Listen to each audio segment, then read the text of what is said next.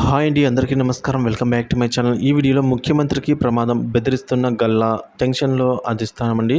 పూర్తి వివరాలను అయితే ఈ వీడియోలో తెలుసుకుందాము. వీడియోని ఎక్కడ కానీ స్కిప్ చేయకుండా ఎండ్ వరకు చూడండి, అప్పుడే పూర్తి ఇన్ఫర్మేషన్ అర్థమవుతుంది. వీడియోకి ఒక లైక్ కొట్టండి ఫ్రెండ్స్. వీడియోలోకి అయితే వెళ్ళిపోదాము.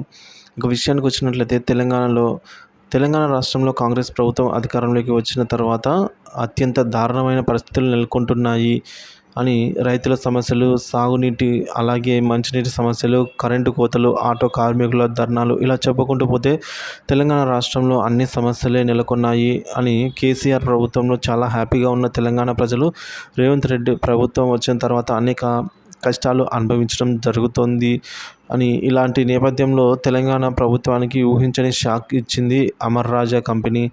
తెలంగాణలో పెట్టాలనుకున్న తమ కంపెనీ వేరే ప్రాంతాల్లో పెడతామని తాజాగా అమర్ రాజా కంపెనీ చైర్మన్ గల్లా జయదేవ్ సంచలన ప్రకటన చేసినట్లు సమాచారము. గులాబీ ప్రభుత్వంలో తెలంగాణ రాష్ట్రంలో పెట్టుబడులు పెట్టింది అమర్ రాజా కంపెనీ ముందుకొచ్చింది. సో తెలంగాణ రాష్ట్రంలోని మహబూబ్ నగర్ జిల్లాలలో అలాగే అమర్ రాజా బ్యాటరీ ప్లాంట్కు శంకుస్థాపన కూడా చేశారు.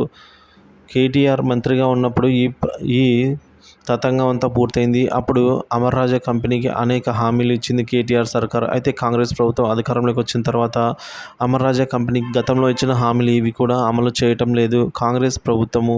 ఈ విషయాన్ని స్వయంగా గల్లా జయదేవ్ ప్రకటించినట్లు సోషల్ మీడియాలో వార్తలు అయితే వస్తున్నాయి.